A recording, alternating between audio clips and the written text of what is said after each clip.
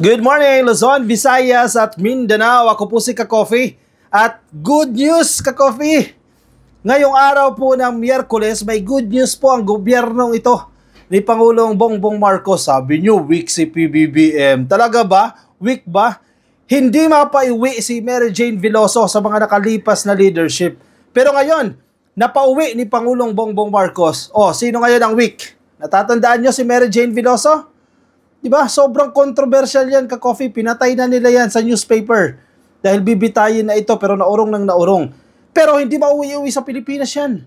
Ngayon, may uuwi na. Breaking news, Ka-Coffee. Ngayon lang, as in 19 minutes ago lang, nag-post si Pangulong Bongbong Marcos. Ayan, punta kayo sa Facebook page niya.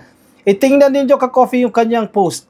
Breaking news po yan. Inanunsyo na po ng presidente na uuwi na po si Mary Jane Veloso. Basahin natin itong statement na ito, Ka-Coffee, mula sa presidente mismo. Mary Jane Veloso is coming home. Oy, ano nangyari? Kala ko ba weak? Bakit si PBBM nagawa yan? Oy, mga DDS, kayo ha, puro kasi kay Duda eh. Arrested in 2010. Oy, panahon pa ni Pinoy yan, Ka-Coffee. 2010 pa ha, 2010 in drug trafficking charges and sentenced to death. Mary Jane's case has been a long and difficult journey. In fact, nung panahon ni Digong, hindi naman sana bumulitika, Ka-Coffee ha, pero ito yung totoo ha.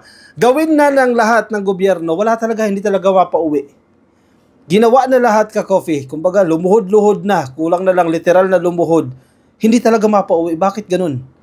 Pero si PBBM, oy, napauwi. Siyempre, DDS, ayaw maniwala dyan. Fake news yan. Sabi ng DDS, oh, fake news yan. Kasi si Digong lang ang best president. Ay, pahiya ka ngayon, ha. Lagi na lang kayo napapahiya. After over a decade of diplomacy and consultations with the Indonesian government, we managed to delay her execution long enough to reach an agreement to finally bring her back to the Philippines. Ayun, oh. Na-delay yung kanyang pagkabita, yung kanyang execution. Hanggang nakahanap ng buwelo, hanggang mapapauwi na sa Pilipinas. Ay! Grabe ha! Napakalaki ng pasasalamat, Ka-Coffee, ng pamilya ni Mary Jane Veloso. Lahat ng mga kamag-anak ni Mary Jane Veloso, malaki yung pasasalamat niya sa gobyernong ito. Gobyerno ni PBBM dahil napauwi yung kanilang kamag-anak na si Mary Jane Veloso na alam naman natin lahat na ginamit lang ang kanyang kakulangan ng kaalaman sa mga polisiya ng ibang bansa. Ayun, siya nakulong. Pero may hustisya talaga. May hustisya, tinan mo oh. Alam na walang kasalanan siya, iuwi na siya dito sa Pilipinas. So baka mapardon pa yan dito, maabsuelto. Hindi natin alam kung ano yung magiging polisiya dyan, no? Pero baka mapawalang sala siya at dapat naman talaga mapawalang sala siya. At yung mga dapat may mga kasalanan, yun dapat yung makulong. Oy! Anyari, EJK, hello. ICC oh, kumakawayo ICC oh. Malapit na raw oh. Mary Jane's story resonates with many. Si PBBM nagsasalita dito ha. A mother trapped by the grip of poverty who made one desperate choice that altered the course of her life.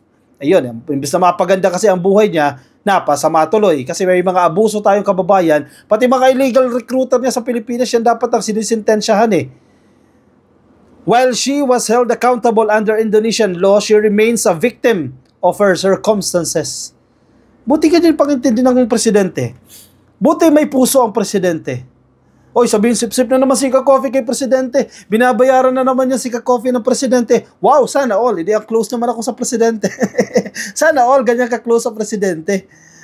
Oy, kayo mga bitter ha. Sabi pa ni PBBM, I extend my heartfelt gratitude to President Prabowo Subianto and the Indonesian government for their goodwill. This outcome is a reflection of a depth of our nation's partnership with Indonesia, united in a shared commitment to justice and compassion. Dalawang salita yan, Ka-Coffee. Hustisya and compassion. Yes, makakuha ka ng hustisya doon sa mga biktima. Pero may compassion ba? Dapat balanse. Oh, chinugi mo yung hindi naman dapat tsugiin. Buti na lang, si PBBM ang naging presidente. Kilala si PBBM eh. Marcos si PBBM eh. Diba? Sa mga gatherings ng mga foreign leaders, ng mga international leaders, gusto makausap si PBBM dahil kilala nila yung tatay. Kaibigan nila yung tatay at natulungan sila ng tatay. Oy, alam nyo ba yan? Siyempre, alam ng mga loyalista yan. Yung mga DDS, hindi namin alam yan kasi DDS kami. Ay, magising kayo sa katotohanan dyan.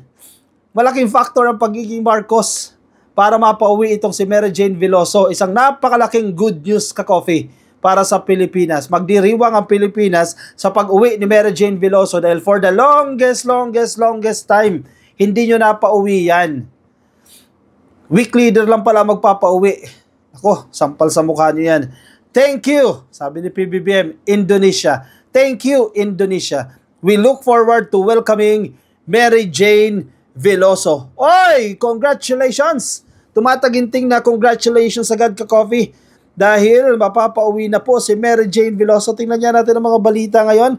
8 minutes ago, yan, nasa Manila Times na. Kahapon, nasa balita ng Inquirer, under discussion pa po yan, sabi ng DFA, under discussion pa po yan. And then, sa GMA naman, ito yung mga headline ka-coffee patungkol kay Mary Jane Veloso, ha? Bishop calls for united effort for Mary Jane Veloso's transfer to the Philippines. Ito, mabilisan. O ngayong araw lang mismo, inanunsyo na po yan ni Pangulong Bongbong Marcos. Ibig sabihin, verified na. Totoo na ka-coffee. Pinost na ng presidente eh. Uuwi na dito si Mary Jane Veloso at dapat tayo magdiwang. And of course, sana mapabilis, mapawalang sala na yan si Mary Jane Veloso para kahit papaano makasama niya yung kanyang pamilya naman. Kahit papaano, no? Siyempre, matagal-tagal din siya nagdusa dyan sa Indonesia, 2010. Anong petsa na ngayon? 2024. So, a matter of 14 years na ka-coffee na nagdurusa siya dyan sa Indonesia. Para deserve niya naman ka-coffee na makasama yung kanyang mga gulang, kung buhay pa yung nanay niya, tatay niya, yung kanyang mga anak, ay understand pero itong anak at ang kanyang mga pamilya. Again, maraming salamat. Job well done ka-coffee. Of course, sa Presidente, sa Department of Foreign Affairs, sa Department of Migrant Workers, sa opisina po ng Pilipinas, sa Embahada po ng Pilipinas dyan sa Indonesia. Malaki po ang bagay na nagawa ninyo para kay Mary Jane at para sa bansa, ka-coffee. Kasi ang laki ng mensahe na gustong iparating nito. Hahabol-habulin ka. Kung wala kang kasalanan, maabsuelto ka. Pero kung may kasalanan ka, abay hahabulin ka ng batas. Alright, sige. Maraming salamat ka-coffee sa ating presidente, of course, dahil sa kanya napauwi itong si Mary Jane Veloso. Alam naman natin kung gaano natin kamahal itong si Mary Jane Veloso. Buong Pilipinas nagluksa that time nung bibitayin na siya ka-coffee. And then biglang naputol yun.